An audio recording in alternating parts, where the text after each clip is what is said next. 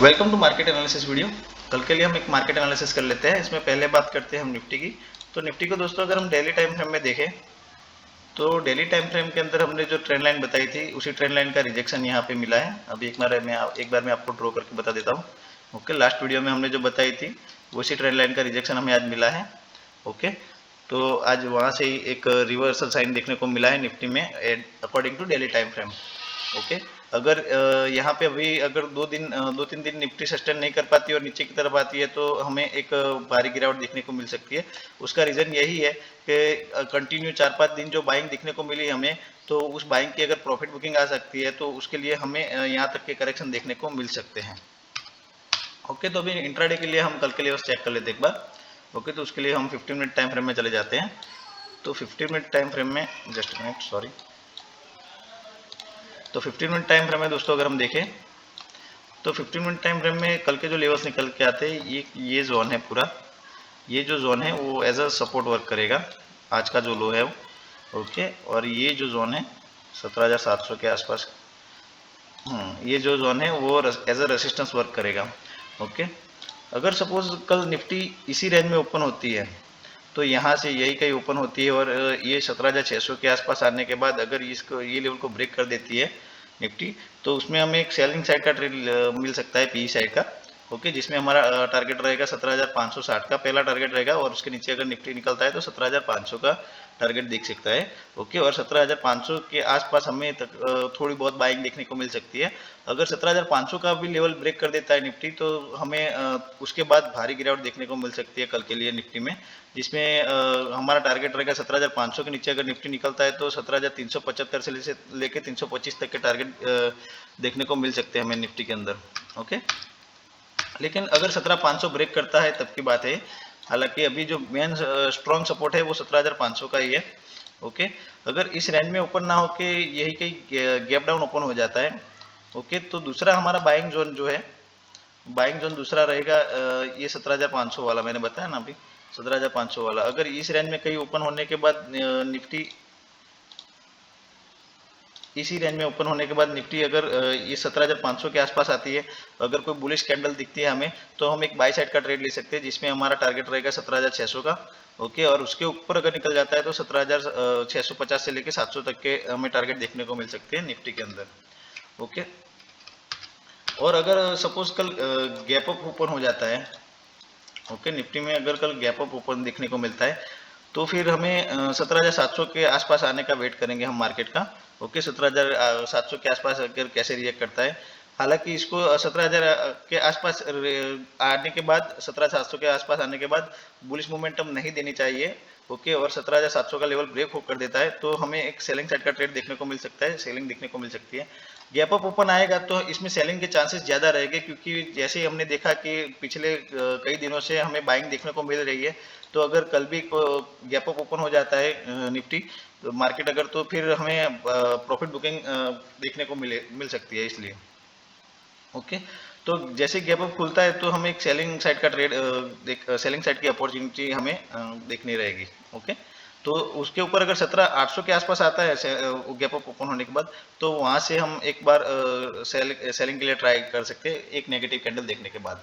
Okay, अगर फिर अभी हम बात कर लेते हैं बैंक निफ्टी की। तो बैंक निफ्टी में भी दोस्तों सेम सिचुएशन है। अगर डेली टाइम फ्रेम में देखें हम तो उसी ट्रेंड लाइन का रिजेक्शन ले लिया है बैंक निफ्टी ने। ओके, तो ये भी एक रिवर्सल साइन है। हालांकि बैंक निफ्टी थोड़ी नेगेटिव है as compared to Nifty. Okay, तो अभी हम उसके लिए 15 मिनट के टाइम फ्रेम पे, 15 मिनट टाइम फ्रेम पे देख लेते हैं इंट्राडे के लिए इसके लेवल्स। ओके, तो इसका जो अभी सपोर्ट निकल के आ रहा है ये जोन है पूरा 17,750। ओके, 17,750 का जोन जो है वो एक बाइंग जोन है 17,750। और रेसिस्टेंस जो है वो मतलब अभी अगर स्कैल्पिंग ट्रेड के लिए अगर लेना हो तो ये जो 3 कैंडल है 15 टाइम फ्रेम के लिए तो बता देता हूँ। ओके, इसके ऊपर अगर 15 मिनट के कैंडल क्लोज करती है तो हम एक बाय साइड का ट्रेड ले सकते हैं 40,870 के ऊपर। अगर कोई 15 मिनट की कैंडल क्लोज करती है कल बैंक निफ्टी में तो हमें इसमें एक बाइंग साइड का ट्रेड देख सकते हैं, जिसमें हमारा टारगेट रहेगा 41,000 तक के। ओके, तो बैंक निफ्टी सपोज कल इसी रेंज में ओपन होती है और ये 18,000 सॉरी 40,800 के ऊपर निकलने की 870 के ऊपर निकल के सस्टेन करती है, तो हमें एक बाइंग देखने को मिल सकती है। उसमें हमारा पहला टारगेट रहेगा 41,000 का। ओके, और उसके ऊपर अगर निकलती है तो फिर 41,120 तक के टारगेट देखने को मिल सकते हैं हमें निफ्टी के। अगेन फिर उसके ऊपर रेसिस्टेंस जो है वो इसी ट्रेंड लाइन का रहेगा हमारा। ओके, और सपोज अगर नीचे की बात करें तो नीचे की बात नीचे के जो लेवल्स है, एक बार मैं इसको सेट कर देता हूँ, जस्ट मिनट। जो नीचे के लेवल्स है, तो नीचे के लेवल्स में अगर कल ये इसी जोन को ब्रेक कर देता है, मतलब ये जो लेवल है 40,750। ओके, 40,750 के लेवल अगर बैंक निफ्टी ब्रेक कर देता है तो इसमें हम एक सेलिंग प्लान कर सकते हैं, जिसमें हमारा पहला टारगेट रहेगा 40,600 का। ओके, और 40,600 के ऊपर अगर सस्टेन नहीं करती बैंक निफ्टी और उसके नीचे अगर आ जाती है तो 40,500 के नीचे हमें भारी गिरावट देखने को मिल सकती है बैंक निफ्टी में। क्योंकि बैंक निफ्टी में अगर 1 मिनट में डेली टाइम फ्रेम में बता दूं आपको, तो बैंक निफ्टी में आप देखिए गिरावट भी तेजी से आती है। देखिए यहाँ से अगर रिजेक्शन लिया तो काफ़ी तेजी से गिरावट आई, यहाँ से भी रिजेक्शन लिया तो काफ़ी तेजी से गिरावट आई। ओके, तो ऐसे देखा जाए तो मतलब कल भारी गिरावट आ सकती है अगर 40,500 के नीचे सस्टेन करता है बैंक निफ्टी, तब की बात है। ओके, अगर सपोज कल बैंक निफ्टी में थोड़ा बहुत गैप अप ओपन हो जाता है यहाँ पे, तो हम 41,000 के आसपास एक नेगेटिव कैंडल देखने के बाद सेलिंग प्लान कर सकते हैं। ओके, जिसमें अगर अगेन हमारा टारगेट रहेगा 40,850 का, और उसके नीचे अगर सस्टेन करता है तो 750 का। ओके, और फिर से नीचे के लेवल तो सेम मैंने जैसे बताया 40,600 से लेकर 500 तक के। ओके, अगर गैप डाउन मार्केट ओपन हो जाता है तो गैप डाउन में हमें जो वेट करना है वो 40,500 के आसपास का लेवल का वेट करना है। ओके, ये लेवल मैं अभी बताता हूँ। ओके, ये वाला 40,500 के लेवल के आसपास हूँ। अगर यहाँ से गैप डाउन खुलने के बाद अगर ये 40,500 के आसपास आके कोई ऊपर बुलिश कैंडल बनाता है या फिर ऊपर निकलने की कोशिश करता है, तो हम एक बाय साइड का ट्रेड ले सकते हैं, जिसमें हमारा अगेन टारगेट रहेगा 40,750 का, और उसके ऊपर अगर निकलता है तो 40,800 तक की बाइंग हमें देखने को मिल सकती है उसके बाद। ओके, अभी हम बात कर लेते हैं फिन निफ्टी की। तो फिन निफ्टी में दोस्तों अगर हम देखें तो उसको एक बार डेली टाइम फ्रेम में भी चेक कर लेते हैं। हालांकि कल फिन निफ्टी की एक्सपायरी है तो थोड़ी इंटरेस्टिंग रहने वाली है। अगर कल निफ्टी और बैंक निफ्टी दोनों ने गिरावट दिखा दी तो फिन निफ्टी में मजा आएगा एक्सपायरी में हमें।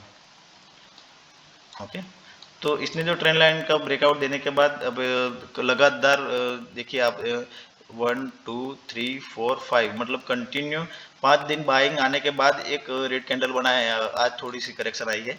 ओके, अगर कल के लिए फिर लेवल देखे इंट्राडे के लिए, तो कल के लिए जो लेवल निकल के आते हैं, इसमें पहला लेवल जो है ये वाला है, जस्ट मिनट।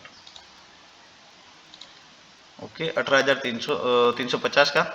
अगर 18,350 के नीचे अगर फिर निफ्टी निकलता है तो उसमें हमारा एक सेलिंग प्लान कर सकते हैं, जिसमें हमारा पहला टारगेट रहेगा 17,300 का। उसके नीचे अगर निकलता है निफ्टी तो फिर निफ्टी तो फिर 17,200 अरे सॉरी 18,200 तक के हमें टारगेट देखने को मिल सकता है। ओके, ऊपर का जो रेसिस्टेंस है वो अभी 18,500 का है। ओके, उसके ऊपर अभी निकला नहीं है फिन निफ्टी। अगर इस रेंज में फिन निफ्टी रहता है तो इस रेंज में मैं ट्रेडर्स को यही सजेस्ट करूंगा कि आप इस रेंज में ट्रेड ना ले, क्योंकि ये जो कल एक्सपायरी है तो कल आपके एसएल हिट हो सकते हैं इसी रेंज में। ओके, तो इस रेंज के ऊपर अगर निकलता है 18,500 के ऊपर निकलता है फिर निफ्टी, तो आप बाइंग प्लान कर सकते हैं। ओके, जिसमें टारगेट सेम रहेंगे, मतलब 550 से लेकर 600 तक की बाइंग आ सकती है।